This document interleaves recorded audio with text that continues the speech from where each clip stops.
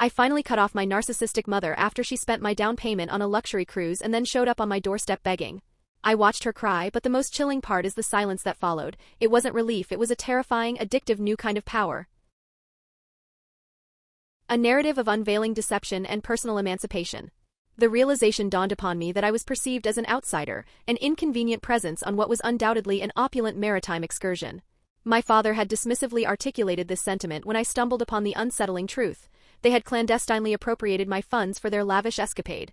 Without hesitation, I summarily rescinded every single financial contribution directly in their presence, a defiant act that rendered them supplicant and desperate. It had genuinely never crossed my mind that I would be the individual compelled to sever ties with my own progenitors, yet the profound, melancholic truth is that occasionally, those who are theoretically bound to cherish you most profoundly are precisely the ones who inflict wounds so grievous they transcend the possibility of reparation. This stark epiphany manifested itself on an otherwise unremarkable Tuesday, devoid of any distinguishing features, merely another monotonous rotation of the earth spent mechanically navigating through existence. As I meticulously maneuvered my vehicle into the confines of my private driveway, following an arduous 12-hour shift at the bustling warehouse, a deep-seated ache permeated my spinal column, and my hands, testament to ceaseless toil, were calloused and roughened. This represented yet another day of conscientious labor that had invariably left me utterly depleted, yet simultaneously imbued with an undeniable sense of accomplishment. Mr. Jenkins, my esteemed neighbor residing in the adjacent domicile, was diligently tending to his vibrant petunias, and he extended a genial wave as I deactivated the automobile's engine. "Mike, how fares your journey? I haven't observed your parental figures in this vicinity recently." My neighbor's innocuous query triggered an immediate, jarring sensation. My paternal and maternal figures were, as he casually divulged, reveling in their ocean voyage alongside my sister. My visceral reaction was instantaneous. My cardiac organ ceased its rhythmic contractions, and my hand became rigidly fixed upon the car's portal. "What aquatic journey?" I stammered, the words barely escaping my throat. He must have discerningly perceived the disquietude etched upon my countenance, the way his genial grin progressively diminished, the ungraceful shuffling of his pedestrian appendages. "Oh, the Caribbean expedition. Your sister disseminated numerous photographic images online. Your parents appeared to be experiencing an utterly delightful time in the sun-drenched Bahamas." I somehow managed to express my gratitude, though the precise phraseology that emanated from my vocal cords eludes my recollection. My sole enduring memory is the incessant ringing reverberating within my auditory canals as I traversed the threshold of my desolate dwelling, the cacophonous reverberation of my entire cosmos imploding around me. A mere 72 hours prior, only 3 days ago, my maternal figure had initiated a telephonic communication, her voice suffused with profound distress, tearfully conveying that my paternal figure required pharmaceutical intervention that was financially unattainable. She had also lamented the exorbitant and past-due heating utility invoice, intimating that their very survival through the current month hung precariously in the balance. Consequently, I, driven by their seemingly desperate plight, had dispatched a substantial sum of $800, surpassing my customary contribution of $600. I found myself ensconced within the sepulchral gloom of my living room, my gaze fixed intently upon my cellular device, scrutinizing my pecuniary ledger. The automated weekly remittances to my parents, unfailingly executed every Friday for the preceding 12 months, amounted to precisely $600, with the punctuality of a finely tuned chronometer, my presumed contribution to preserving their financial solvency. Yet the stark, disorienting reality now was that they were luxuriating in the Bahamas with Laura, my ostensibly flawless sister, a woman who had never deigned to engage in a single day of laborious endeavor throughout her entire existence. She had, instead, entered into a conjugal alliance with an affluent individual and regarded my blue-collar vocation with thinly veiled disdain. Despite her utter lack of tangible contribution, she inexplicably continued to garner all commendations and accolades. My hands, afflicted by an uncontrollable tremor, initiated the opening of the Facebook application. I rarely frequented the digital platform, perpetually engrossed in the demands of my profession, too preoccupied with the relentless struggle for subsistence. There they were, emblazoned across the screen, the pictorial evidence. My mother, adorned in a vibrant sundress I had never previously encountered, my father, clutching a conspicuously tropical alcoholic concoction, Laura and her consort, Richard, striking poses upon the expansive deck of a luxurious cruise vessel. All were radiant with smiles, brimming with an unadulterated euphoria, an entire lavish experience financed by my arduous exertions and personal immolations. I meticulously perused the comprehensive photographic album, assiduously gathering substantiating evidence of their duplicity. The temporal markers embedded within the photographic metadata precisely coincided with the period during which they had asserted to be too indisposed to respond to my telephonic inquiries. The geotagging functionality unambiguously indicated their presence in the Bahamas, specifically pinpointing expensive culinary establishments and extravagant shore excursions. The more profoundly I delved into the digital archives, the more profoundly disturbing the revelations became. My mother was conspicuously adorned with a resplendent gold bracelet, an adornment entirely unfamiliar to me. My father proudly showcased a newly acquired timepiece. They had evidently engaged in a shopping spree within the opulent confines of Nassau, a detail that now provided a chilling explanation for the supplementary $200 they had entreated from me for purportedly urgent medicinal requirements. The ultimate crushing blow arrived in the form of a comment thread beneath one of Laura's posted photographs. She lauded Richard's magnanimity for bestowing upon my mother and father this unequivocally well-deserved vacation. My parents, in turn, had responded with an abundance of heart emojis and effusive expressions of gratitude directed towards their thoughtful children, plural, as though I had been an integral participant in this elaborate charade, as if I had not been intentionally excluded whilst unknowingly underwriting their tropical beverages. I did not shed tears at that precise juncture. The torrent of sorrow would ultimately manifest later. In that immediate moment, an overwhelming sensation of emotional numbness prevailed, and beneath its sterile surface, something far more sinister, a sentiment that had been meticulously accumulating for countless years, began to fester, unadulterated rage. Driven by an insatiable need to ascertain the full extent of this profound betrayal, I relentlessly pursued further corroborating evidence. A swift examination of my financial transaction records unequivocally confirmed the precise timing of events. My emergency monetary transfer had been successfully processed merely a few hours prior to their embarkation upon the vessel. Another $800 had been directly transmitted from my personal account to theirs, meticulously tagged with the memo "Dad's medicine." Furthermore, my scrutiny unveiled a pattern of other recurrent transfers, consistent withdrawals spanning the preceding 6 months, which perfectly corresponded with numerous undisclosed shopping sprees, exorbitant dining experiences, and weekend retreats, all of which I had never been apprised of. I retrieved my archived text message history and painstakingly reread every desperate solicitation for aid, every assertion of an empty refrigeration unit, every guilt-inducing message proclaiming, "We understand if you can't help us this time," and every thank you message, each containing an insincere pledge of future reimbursement. All of it, a meticulously constructed tapestry of falsehoods, calculated and deliberate deceptions, meticulously designed to extract the maximum possible financial sustenance while offering absolutely nothing in reciprocity. The genesis of my transformation into my parents' personal automatic teller machine had commenced innocuously enough. My father had suffered the misfortune of job displacement, and concurrently, my mother's state of health was progressively deteriorating. They articulated a pressing need for financial assistance to bridge the gap until they could regain their footing. I had never evinced the slightest hesitation. They were, after all, my progenitors, the individuals who had nurtured my growth, who ostensibly held profound affection for me. Consequently, I consistently remitted monetary sums, curtailed my personal expenditures, undertook additional shifts, and generally performed all actions congruent with the responsibilities of a dutiful son. However, the objective parameters of their need perpetually shifted. Initially, it was merely until my father secured re-employment, then it was solely until my mother's health experienced an amelioration, subsequently it was simply until they had settled their overdue financial obligations.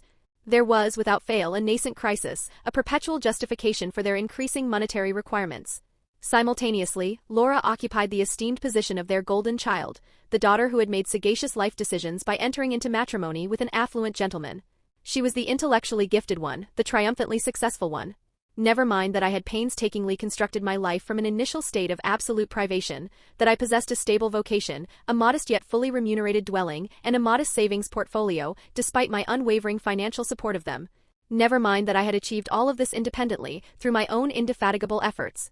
No, Laura was invariably the subject of their boastful pronouncements to their acquaintances. Laura was the exclusive recipient of invitations to familial gatherings. Laura was the individual who could, seemingly, commit no error, and I was merely the perambulating wallet, deemed sufficiently valuable to underwrite their existence, yet never deemed worthy enough to be included within it. My romantic partner, Anna, discovered me in precisely this disconsolate state. Seated in the enveloping darkness, my gaze fixated upon those incriminating photographs, my cellular device clutched so tightly in my hand that the knuckles were starkly bleached. Anna had, in fact, been issuing cautionary pronouncements for several months prior, having astutely discerned the recurring patterns that I, in my emotional myopia, had been too insensible to perceive. "It's perpetually an emergency with them, isn't it?" she had queried after my mother's tearful communication regarding the malfunctioning heating apparatus during the preceding winter. "And have you taken note that these emergencies invariably manifest themselves directly preceding a weekend or a holiday?" I had at that time staunchly defended their conduct, offering various justifications. They were advancing in years, economic conditions were challenging, they would never intentionally deceive me regarding their genuine need for assistance. However, Anna had perceived precisely what I either could not or adamantly refused to acknowledge. She had sagaciously highlighted how they never extended invitations for us to partake in a meal, yet inexplicably possessed ample funds for Laura's familial convocations, how they inexplicably forgot my natal day, yet lavished Laura with extravagant presentations, how their telephonic communications were exclusively predicated upon their need for something, never merely to inquire about my general well-being. Anna had been unequivocally correct concerning every single detail all along. She refrained from immediate verbalization, choosing instead to simply settle beside me, allowing me to display the photographic evidence, allowing me to recount the specifics of my parents' recent monetary solicitation, which had transpired a mere 72 hours prior. Then she enveloped me in her embrace as I finally succumbed to the emotional deluge, as years of being exploited and summarily disregarded poured forth from me in profound, convulsive lamentations. Anna had consistently possessed this perspicacity. She had unfailingly asserted that my parents were exploiting me, that they exhibited a marked preference for Laura, that they utterly failed to appreciate my contributions. I had vehemently resisted believing her assertions, for what manner of parents would inflict such emotional trauma upon their own offspring? Mine, it now appeared, were precisely that kind. The ensuing confrontation was not a premeditated occurrence. I simply found myself operating my vehicle towards their abode the following morning, having for the first time in 3 years, reported myself indisposed for professional obligations. The journey afforded me ample temporal space for profound introspection, for the recollection of other ambiguous instances I had previously dismissed, like the occasion my mother had tearfully telephoned, lamenting their inability to remit property taxes, whilst I subsequently observed her prominently displaying a novel designer handbag in a Facebook feed the very next day. Or when my father had asserted that they faced imminent utility disconnection, only for me to subsequently discern him ostentatiously exhibiting a brand new set of golf clubs to the next-door neighbor. Each successive memory struck with a more forceful impact than its predecessor. The betrayal, in its essence, was not a recent phenomenon, it was merely that I was, at long last, perceiving it with unequivocal clarity. I had, for a protracted period spanning numerous years, functioned as their reliable safety net, their meticulously crafted contingency strategy, their personal, unquestioning financial institution. I was the dependable son who would willingly compromise his own comfort to guarantee theirs. Meanwhile, they had been luxuriating in a privileged existence, funded by my arduous labor, indulging in lavish cruises, acquiring luxury commodities, all while assiduously cultivating in me the conviction that they were perpetually on the precipice of financial catastrophe, merely one missed payment away from utter ruin. Their motor vehicle was conspicuously parked within the confines of the driveway. They had indeed returned from their tropical paradise. My father answered the portal, clad in his dressing gown, an initial expression of astonishment gracing his countenance, which swiftly metamorphosed into an unmistakable weariness. He possessed an intrinsic awareness, somehow he knew that I knew.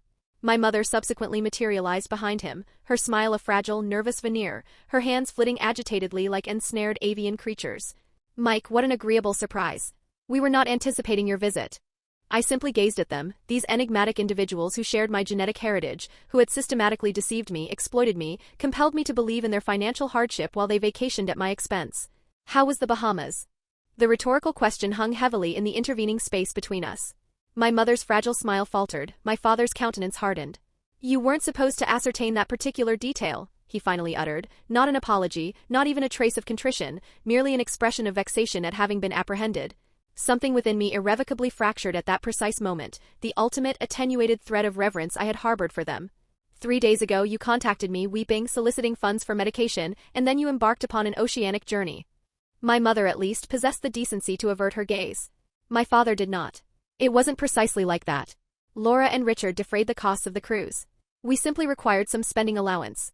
My spending allowance, my laboriously acquired pecuniary resources, funding their tropical libations and souvenir purchases. And it never occurred to either of you to extend an invitation to me, or even to apprise me of your plans? My father's cynical chuckle served as the final, agonizing twist of the metaphorical blade, brief, dismissive. You wouldn't have genuinely integrated, Mike. It was a luxurious cruise, the sort of experience that Laura and Richard partake in. You would have experienced discomfort. This was, of course, a thinly veiled euphemism for, you are not adequate. You are not akin to the cherished Laura. You are merely the hired help.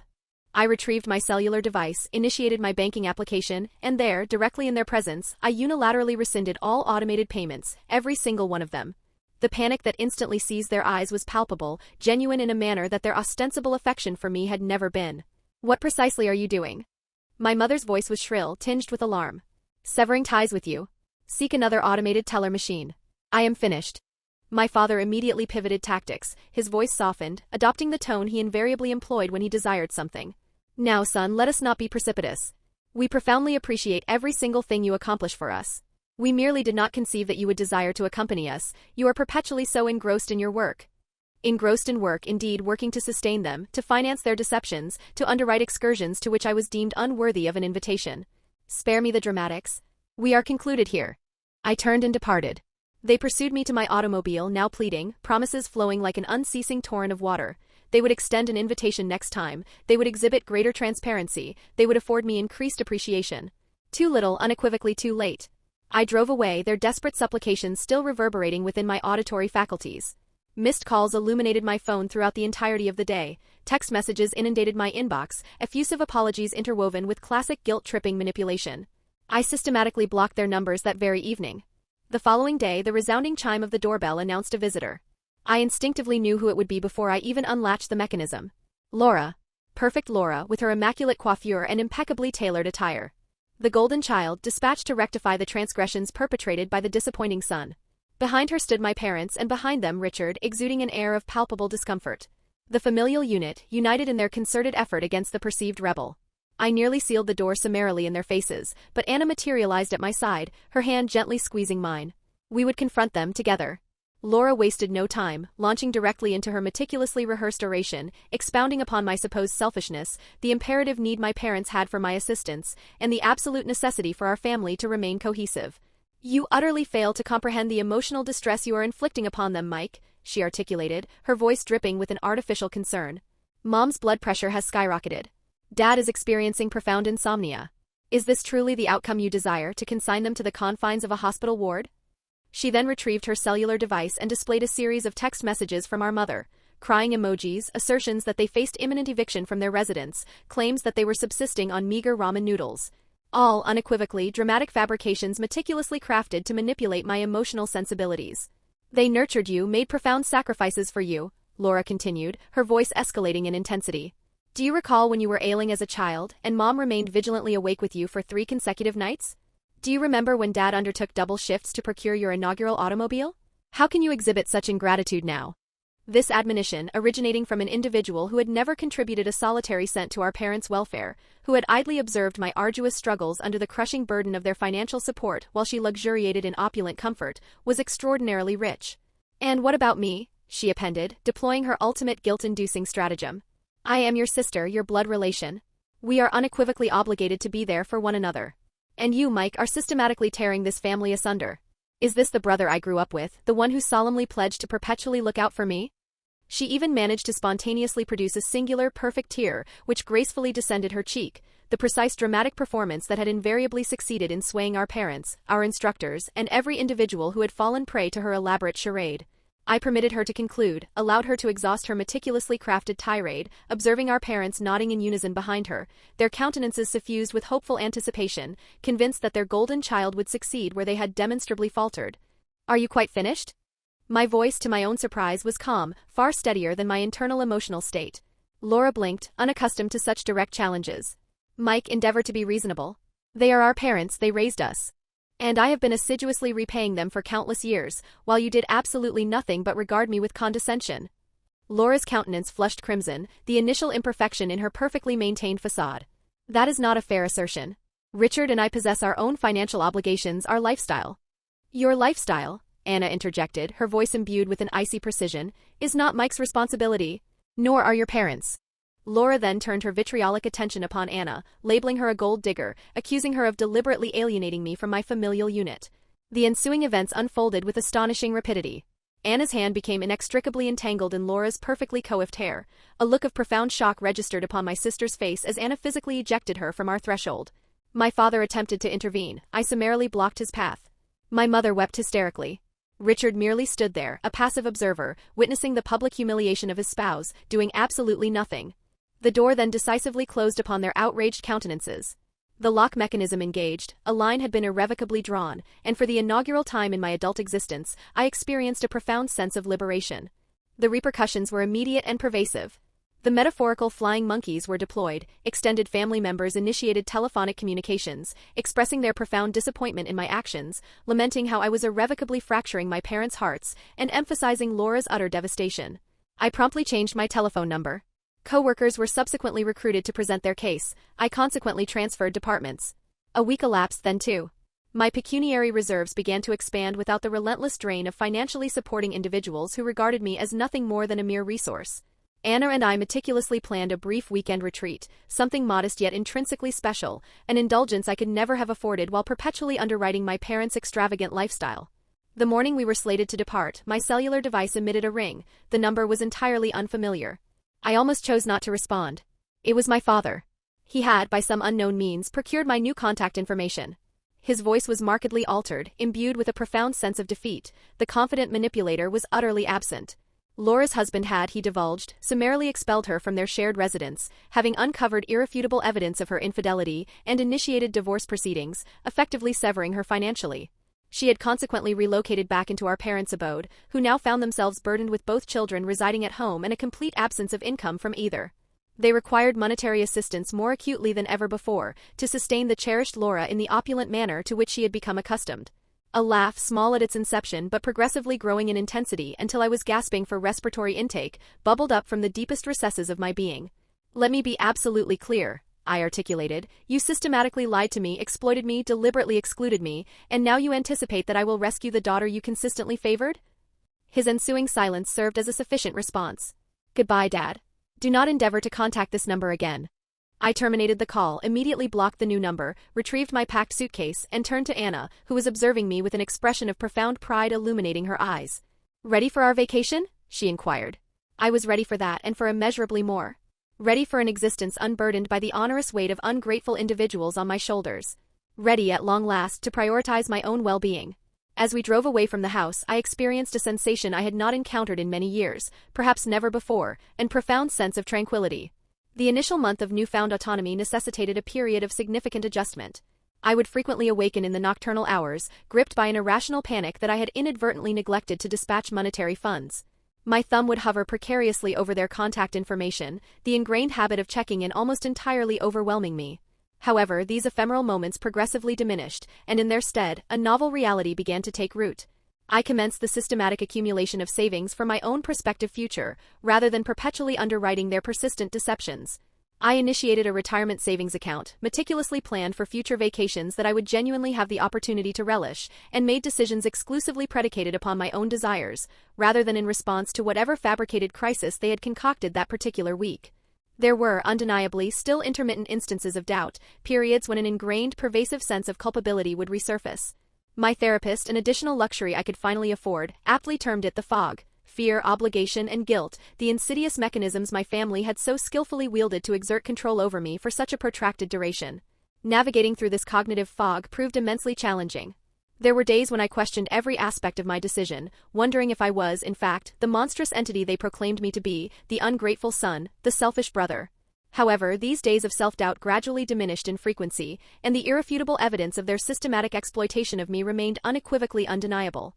That transpired approximately half a year ago. I have, through the informal channels of communication, ascertained that Laura is presently engaged in a retail profession, that my parents were compelled to downsize their living accommodations, and that they assiduously narrate to anyone willing to lend an ear the tale of how their ungrateful son callously abandoned them. Let them continue their lamentations. The individuals whose opinions genuinely hold significance are cognizant of the unvarnished truth. Anna and I are now betrothed, in the midst of meticulously planning a modest matrimonial ceremony, solely encompassing ourselves and the individuals who genuinely care about us. My parents will not be extended an invitation, nor will Laura. Some might characterize this as a petty act. I, however, categorize it as an act of essential self-preservation. One can only endure being subjected to the searing heat of a conflagration so many times before learning to maintain a respectful distance from its destructive flames. To any individual who finds themselves being exploited by the very people who are ostensibly bound to cherish them most profoundly, it is entirely permissible to disengage. It is perfectly acceptable to prioritize your own well-being. It is entirely acceptable to cease immolating yourself metaphorically to provide warmth for others. The essence of family transcends mere consanguinity. It is fundamentally predicated upon mutual respect, genuine appreciation, and reciprocal consideration. I have, in the crucible of this experience, discovered my authentic family, the one I consciously chose, the one that, in turn, chooses me back each successive day. Herein lies the summation of the profound insights I have gleaned throughout this entire ordeal. Affection devoid of respect is, in fact, not genuine love whatsoever. It is, unequivocally, manipulation. Financial abuse is not an exclusive phenomenon confined to romantic partnerships. It regrettably manifests within familial structures as well. The individuals most adept at pressing your guilt-inducing buttons are frequently the very architects who initially installed them.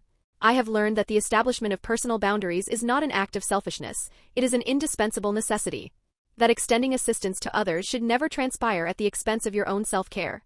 That authentic love fosters growth and elevation, rather than systematically depleting your emotional reserves. Most importantly, I have arrived at the understanding that the act of disengaging does not signify failure. Occasionally, it signifies that you have, at long last, triumphantly succeeded in valuing yourself sufficiently to demand a superior standard of treatment. It required numerous years for me to comprehend that I bore no responsibility for adult individuals who adamantly refused to assume responsibility for their own lives. That their abysmal planning and ceaseless manufactured crises were not legitimate emergencies that demanded my intervention. That being a good son did not, in any way, equate to being a compliant doormat. If you find yourself ensnared within this insidious cycle, be aware that breaking free is, unequivocally, an achievable outcome. The pervasive guilt will gradually dissipate, the insidious manipulation will progressively lose its debilitating power, and on the opposite side of that challenging boundary lies an existence that is, finally, genuinely yours to experience and live. And I have never been more content.